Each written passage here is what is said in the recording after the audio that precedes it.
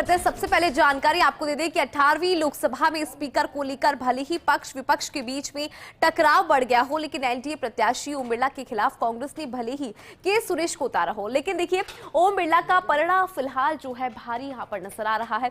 जीत तय नजर आ रही है क्योंकि इंडिया अलायंस में दो फाड़ हो गए हैं। टीएमसी ने कांग्रेस प्रत्याशी का समर्थन करने से एक तरह से इनकार कर दिया है और उधर एनडीए के समर्थन में जगन मोहन रेड्डी की वाईएसआरसीपी भी आ गई है। इसके अलावा 17 अन्य सांसदों का भी एनडीए को समर्थन प्राप्त है। वहीं बीजेडी भी लगभग एनडीए को समर्थन करेगी। ऐसे में एनडीए का आंकड़ा 300 के पार पहुंच रहा है और आईएनडीआई अलायंस को 200 के आसपास सांसदों का समर्थन यहां पर है। इन हालातों को देखते हुए लोकसभा स्पीकर का चुनाव महज औपचारिकता यहां पर नजर आ रहा है। देखिए ओम बिरला का दूसरी बार लोकसभा के अध्यक्ष बनने वाले हैं और ओम बिरला के पिछले कार्यकाल में कई महत्वपूर्ण बिल भी पास हुए थे, जिसमें 3 तलाक, धारा 370 हटाने जैसे अहम फैसले हुए थे।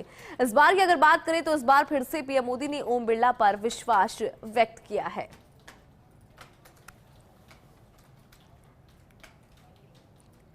तो बड़ी जानकारी आपको दे रहे हैं और लगभग देखिए उनका जो नाम है वो यहां पर दे दिया गया है और यहां पर जीत भी मानी जा रही है, लेकिन कहीं ना कहीं जो औपचारिकता है उसको यहां पे पूरा करना है। और पिछले कार्यकाल की बात करें तो देखिए कई महत्वपूर्ण जो बिल है वो यहां पर पास हुए थे। कौन कौन से बिल है एक बार उन पर नजर डाल लेते हैं।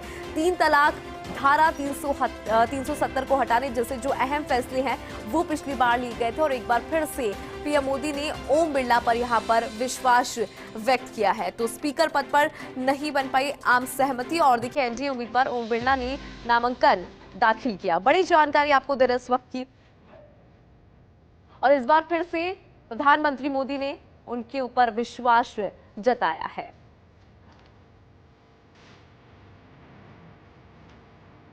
तो आपको बता दें कि 17 अन्य सांसदों का भी एनडीए को समर्थन प्राप्त है। बीजेडी भी लगभग एनडीए को समर्थन करेगी। ऐसे में एनडीए का जो आंकड़ा है वो 300 के पार यहां पर पहुंच सकता है और आईएनडीआई अलायंस को 200 के आसपास सांसदों का समर्थन है।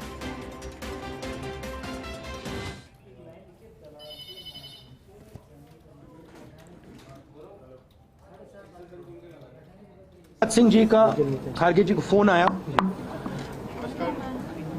राजनाथ सिंह जी ने खारगे जी से कहा देखिए आप हमारे स्पीकर को सपोर्ट कीजिए। ऑपोजिशन, पूरी ऑपोजिशन ने कहा है, हमने सब के सब से बात की है, पूरे ऑपोजिशन ने कहा है कि हम स्पीकर को सपोर्ट करेंगे, मगर कन्वेंशन ये है कि डेप्यूटी स्पीकर ऑपोजिशन को मिलना चाहिए। राजनाथ सिंह जी ने कल शाम कहा था कि वो खारगे जी को कॉल रिटर्न करेंगे। अभी तक राजनाथ सिंह जी ने खारगे जी का कॉल रिटर्न नहीं किया है। वैसे जहां तक खरगे जी का प्रश्न है, एक सीनियर लीडर हैं, उनका सम्मान करता हूं।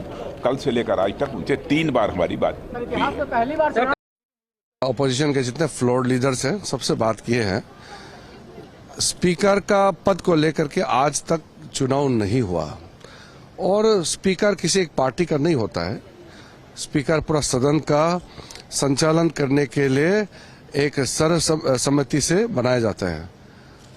कांग्रेस पार्टी ने अगर स्पीकर पद को चुनौती देने के लिए नामांकन पत्र बढ़ाया है तो ये अफसोस की बात है, क्योंकि आज तक स्पीकर पद को लेकर के चुनाव नहीं हुआ है। और जब बात किया, कांग्रेस के नेता आए थे और माननीय राजनाथ सिंह जी, माननीय गृह मंत्री अमित शाह जी और एनडीए के सारे लीडर्स, हम लोग सब थे वहाँ। कांग्रेस के नेता ने आकर के कंडीशन लगाया कि आप डिप्टी स्पीकर पोस्ट देने से तब हम स्पीकर को समर्थन करेंगे। तो ये जो आदान प्रदान करके ये पद ये पार्टी ले लो, वो पद ये पार्टी, ऐसा स्पीकर और डिप्टी स्पीकर को नहीं कर सकते। और स्पीकर का चुनाव अलग प्रक्रिया है, डिप्टी स्पीकर का बाद में अलग से होते हैं, तो उसको जोड़ना भी ठीक नहीं है। इसलिए हम मानते हैं कि कांग्रेस ने अगर नामांकन बढ़ाया तो दुख की बात है, क्योंकि स्पीकर पद को लेकर के आज तक चुनाव नहीं हुआ है और एक कंसेंसस के माध्यम से ही स्पीकर का नियुक्त होता है। आज स्पीकर के पद पर प्रपोजल मूव करना था, तो उससे पहले माननीय राजनाथ सिंह जी, माननीय अमित शाह जी, विपक्ष के प्रमुख लोगों से बात की लेकिन दुर्भाग्यपूर्ण बात यह है कि उन लोग को प्री कंडीशन लगा के, पूर्व शर्त लगा के हम सपोर्ट करेंगे ऐसे बोल रहे हैं। संसदीय प्रजाप्रभुत्व में ऐसे कभी भी हो नहीं सकता है। तो जब विषय उठाया डिप्टी स्पीकर का, तब भी माननीय रक्षा मंत्री जी ने कहा कि जब उप स्पीकर का, डिप्टी स्पीकर का विषय आएगा तब हम फिर से सबसे चर्चा करेंगे, क्योंकि ये जो स्पीकर और डिप्टी स्पीकर पक्ष और विपक्ष का नहीं होता है। ये स्पीकर और डिप्टी स्पीकर होता है पूरा सदन के। Both they will be the custodian. Speaker is the custodian, he is the deputy custodian.